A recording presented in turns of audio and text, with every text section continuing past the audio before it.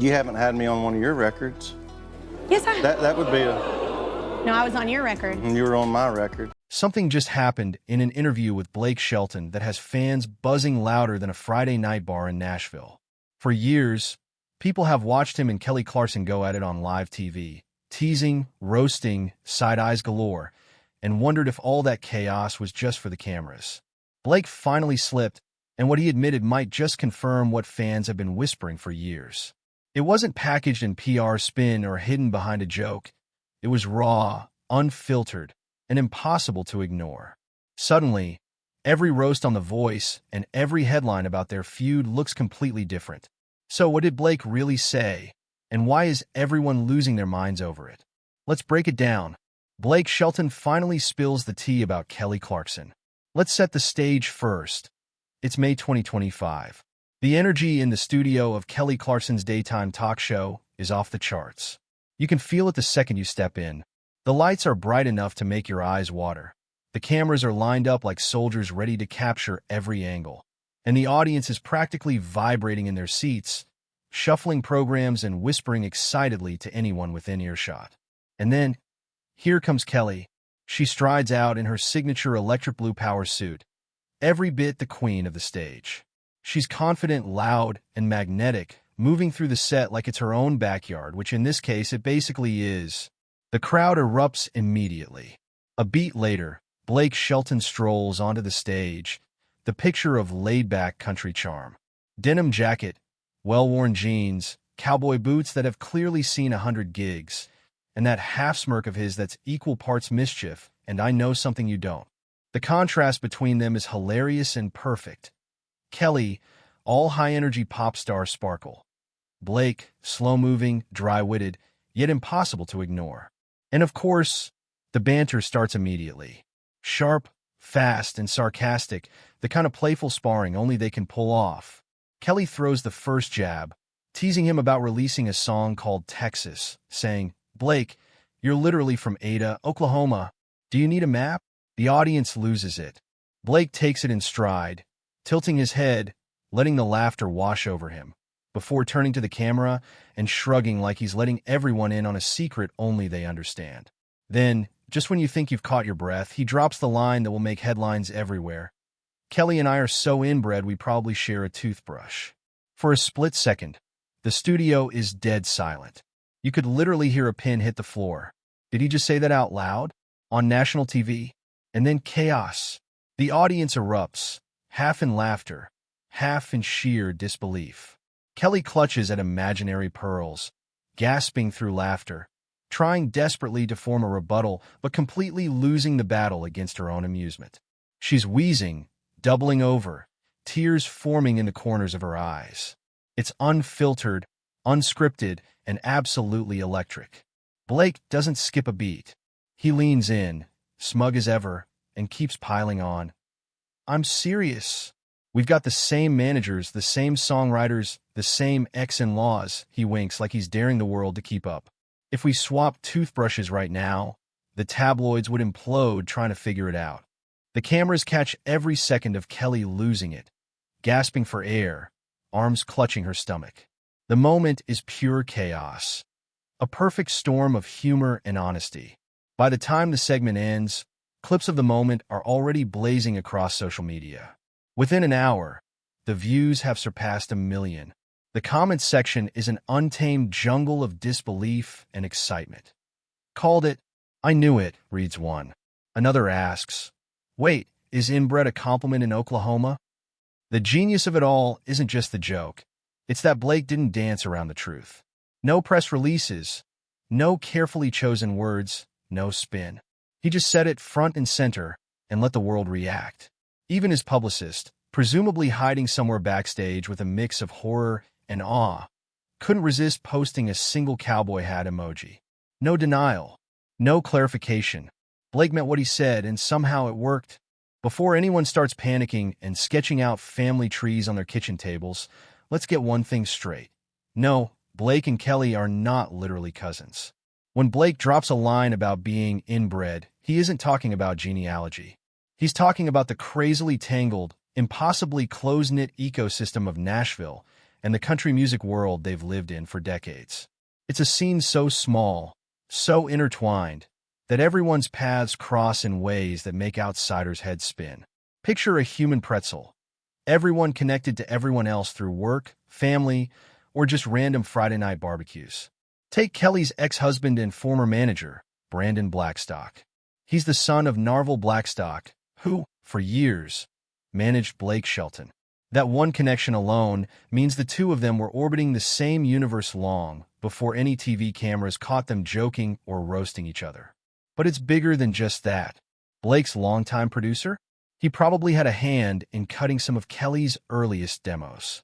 That songwriter who gave Blake one of his #1 ballads? He likely started out gigging in dive bars with Kelly before anyone knew her name. Their professional lives have been entangled for so long that trying to separate them is basically impossible. And that's exactly the kind of inbred world Blake is joking about. It's a scene where you can't throw a guitar pick without hitting someone who's written hits for both of them, toured with both of them, or been at the same barbecue at one of their houses. Their mutual friends list reads like the guest list for the Country Music Association's biggest awards, and their lives have crossed at nearly every conceivable turn. From industry parties to late-night recording sessions, from award show green rooms to random Oklahoma hometown events. This tangled network explains so much about their on-screen chemistry. When they roast each other, it isn't fake, it isn't forced. It's the natural rhythm of two people who've spent the better part of 2 decades orbiting the same circles, navigating the same chaotic industry waters, and sharing every high, low, and awkward moment along the way. Their friendship has grown in that chaos, so they can joke about sharing toothbrushes without anyone thinking it's weird. It's just shorthand for a history that's messy, hilarious, and completely unique. Outsiders might get dizzy trying to map it all out, but for them, it's life. Their bond is born from shared victories, shared heartbreaks, and a million tiny collisions that built a trust most people never experience. And make no mistake, this connection didn't start under the bright lights of a TV studio.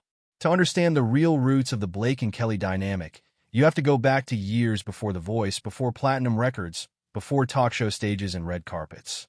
The chaos that built their bond. It's 2006. The air is thick and hazy in a tiny bar tucked just off Printer's Alley in Nashville. The floors are sticky.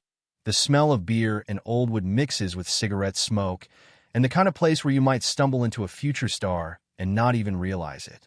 Blake Shelton is in the crowd, still riding the wave of early hits like Austin, tipping his hat to anyone who recognizes him. On stage, Kelly Clarkson isn't the polished daytime host millions know now. She's raw. She's fierce. She's fronting a rock band and belting out "Since You've Been Gone" with a grit that makes the sweat and energy in the room feel like part of the performance. Every note hits with a mix of power, frustration, and pure passion. Proof that she wasn't just a singing contest winner. She was a force to be reckoned with. After the set, Blake sidles up to the bar, easygoing but carrying that unmistakable charisma. A casual compliment here, a few jokes there, and suddenly they swap numbers. It's nothing dramatic, just two artists connecting in the swirl of Nashville's music world. But the real bond didn't form over shared hits or backstage selfies. It formed in the trenches. Their friendship grew in the chaos of fame. Through label battles, chart wars, headline-grabbing divorces, and the constant whirl of public scrutiny, they became lifelines for each other. When Kelly married Brandon Blackstock, Blake's manager at the time, he didn't just show up as a professional courtesy. He was there in the messy, awkward, hilarious moments, teasing Brandon at the rehearsal dinner and making everyone laugh. Years later, when that marriage ended in a very public, painful way, Blake was still in her corner, sending late-night memes and ridiculous videos just to lift her spirits when everything seemed bleak. This is the history magazines never cover. People see their rivalry on The Voice, the teasing, the jokes, the eye rolls. But they don't see the decade-plus of shared experiences, the laughter, the heartbreak, the midnight phone calls, and the silent support. It's a bond forged in the grind, a shared understanding that surviving this world takes more than talent. It takes someone who gets it. Blake Shelton's public persona is all cowboy charm, teasing smiles, and laid-back humor. Kelly Clarkson? She's fire. Straight shooting, unapologetic honesty. That's her brand. And that honesty has put her in the spotlight in ways most stars never want to experience. It's not just the banter on The Voice or her sharp jokes on daytime TV. It's the storms that rage behind the headlines. And in every one of those storms, Blake's been there. Not with press releases or public defenses, but quietly, fiercely, as the friend who actually has her back. Take the infamous My December saga in 2007. Kelly had just come off the worldwide success of Breakaway, an album that turned her into a global superstar practically overnight. But for her third album, she wanted something different, something raw, personal, and rock-infused. She co-wrote the entire record, pouring her life into every note. The label, though, and the legendary Clive Davis reportedly weren't fans. They were pushing for another Since You've Been Gone, polished, radio-ready pop. Reports say Davis even publicly criticized the album and allegedly called her a terrible writer, telling her to just sing instead of speaking her mind. Kelly was painted as difficult, a young woman refusing to be anyone's puppet. She had to fight tooth and nail just to release the album the way she envisioned it. Through it all, Blake stayed in the wings, quietly watching, never stepping into the public argument, but privately checking in, sending support, and later admitting he hated seeing her drag for simply wanting to stay true to herself. Fast forward to 2018. Kelly made a casual comment on a radio interview about spanking her kids, saying it was how she was raised and she didn't see anything wrong with it. Almost instantly, the internet erupted. Parenting blogs exploded with criticism, child development advocates weighed in, and social media turned into a full-on debate about her fitness as a mother. Through the chaos, Blake didn't post a single defense on Twitter, didn't call out the haters. He simply sent a text telling her she was a great mom, plain and simple. That's all she needed. Then came 2023. The Kelly Clarkson Show made headlines with allegations of a toxic work environment. Rolling Stone reported that some staff felt overworked and mentally strained. Importantly, every person interviewed made a point to say Kelly herself was fantastic and likely unaware of the issues. Still, her name was dragged through the headlines. Once again, Blake stayed publicly quiet. But according to insiders, a subtle gesture of support appeared. Pizza trucks started showing up on Fridays for weeks, anonymously funded by someone in Nashville. It was his way of saying, without words, that he had her back. That's the yin and yang of their relationship. Kelly thrives on confronting the fire directly, taking hits, facing criticism, and refusing to sugarcoat anything. Blake thrives on steady support, quiet, consistent, and effective. Together it works. He knows exactly when to laugh with her, when to roast her on camera, and when to stay in the shadows, letting her face the world while he quietly makes sure she's never alone. The fan frenzy and the duet fever. The second Blake Shelton dropped that infamous inbred line about Kelly Clarkson, the internet collectively went haywire. And I mean really lost it. This wasn't just another viral clip destined to get a few thousand views and disappear. No, this was a full-blown cultural moment for anyone who had been watching their dynamic for years and quietly suspecting there was something unspoken between them. People had been tracking their jokes, their playful eye rolls on The Voice, and the way they could go from roasting each other to laughing until they cried in a single breath. And suddenly, Blake confirmed it in the most absurdly perfect way. The social media reactions were instant and insane. Twitter erupted with reactions ranging from hysterical to downright analytical. One fan perfectly summed up the vibe by calling them basically Chandler and Joey, but in Wranglers and with better vocals. Another true internet sleuth went full detective mode, posting a split-screen image of Blake's iconic 90s mullet next to Kelly's streaky highlights from her American Idol days in 2002, captioned, "Inbred icon since dial-up." On Instagram, the polls were non-stop. Every story asked the same question. What are they? Siblings or soulmates? And the public's answer was loud and clear. An overwhelming 73% went with siblings, signaling that fans were not only on board with the joke, but felt like they had finally cracked the code of the Blake and Kelly universe. TikTok, as always, turned the volume up to 11. Users immediately seized the audio clip of Blake's comment and ran with it. Stitches, duets, and reenactments flooded the platform. Thousands of people mimicking office romances, awkward family dinners, and hilariously tangled professional connections. One viral stitch started with the text, POV, your work wife is also your cousin's ex-neighbor's former boss, perfectly capturing the absurd, interconnected chaos Blake was joking about. Even Kelly's mom, Jean, joined in, dropping 3 crying laughing emojis under a clip of the interview, a quiet, powerful stamp of approval. But the fan reaction didn't stop at laughter. It quickly evolved into action. Right after Blake's line, Kelly, still wiping tears from her eyes, leaned into the microphone and challenged him. If they were so inbred, he needed to get on a record with her. Blake, never one to resist a good joke, quipped back that he would, but only if he got to yodel. That single exchange lit a fire. Within minutes, the hashtag Yodel with Kelly was trending across Twitter, Instagram, and TikTok. Fans, now armed with a name for their favorite duo, launched a full-scale campaign, demanding that the two finally record together. Here's the kicker. This isn't a new desire. Back in 2012, Blake told Billboard that he wanted to sing with Kelly before we're too old to remember the words. Now, at 43 and 48 respectively, the public demand feels urgent, neon bright, and impossible to ignore. Rumor has it that Kelly's next album might have an open feature slot, and the online consensus is that it belongs to Blake. Fans aren't just asking, they're campaigning. Memes, TikTok videos, and Instagram posts all paint the same picture. The duet isn't just inevitable, it's overdue. What comes next for the country cousins? Blake Shelton's country cousins comment didn't just make for a viral moment. It reshaped how the world sees him and Kelly Clarkson. This wasn't a scandal, a secret revelation, or a drama-filled headline. It was branding, whether they meant it that way or not. For years, fans had been reading between the lines, decoding their teasing, eye rolls, and over-the-top roasting on The Voice. Now Blake essentially gave them the cheat code. The sibling-like, chaotic, hilariously tangled friendship is real, and it's out in the open. So, what does this mean for the future? For one, expect the on-screen antics to go up a notch, or 5.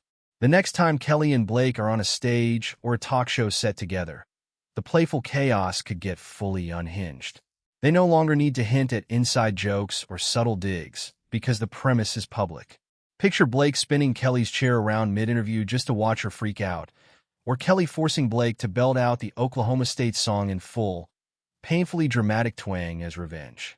It's no longer subtext, it's a feature.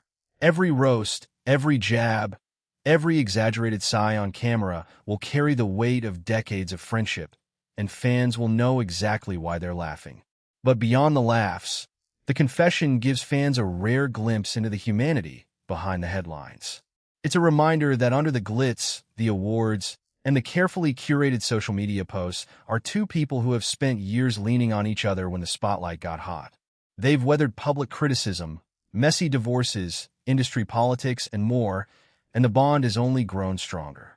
That's what makes the public side of their friendship so compelling.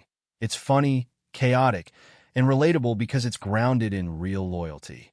Does this mean a full tour is coming? Probably not, at least not anytime soon. Both Blake and Kelly have packed schedules, with Vegas residencies reportedly locked through 2026, plus recording sessions, family commitments, and other projects. A full-scale tour would be logistically brutal.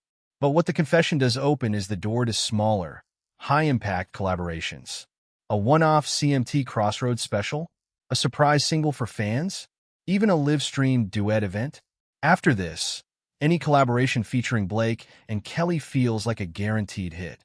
The audience is ready, the chemistry is undeniable, and the story practically writes itself. In the end, Blake didn't just deliver a funny quote. He co-signed a brand. Chaotic, loyal, unfiltered, and impossible to ignore. Their friendship is now a shared narrative for the public to follow, a storyline built over decades of behind-the-scenes chaos, on-stage antics, and quiet support. And while the competition between artists might dominate headlines in other corners of the industry, this brand isn't about rivalry. It's about collaboration.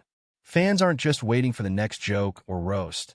They're waiting to see what these two icons will do when the curtain rises, the music starts, and decades of friendship finally hit the stage in full force.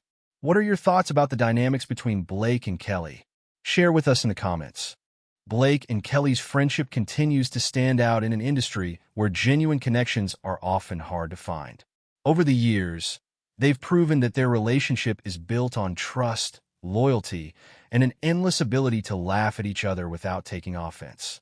Whether they're exchanging jokes on stage, surprising fans with unexpected appearances, or supporting one another through personal and professional challenges, their chemistry never feels forced.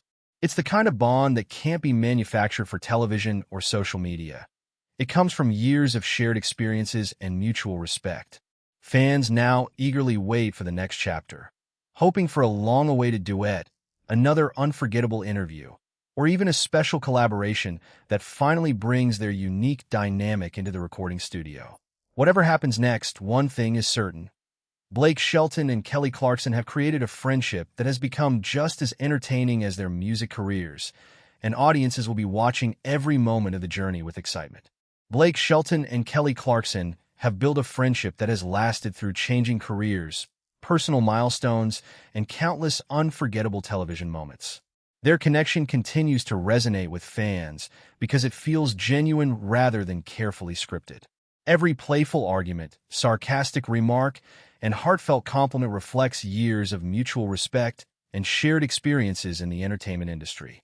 As both artists continue exploring new projects, audiences remain hopeful that their paths will cross even more frequently, whether through another television appearance, a surprise live performance, or the long-rumored duet that fans have wanted for years.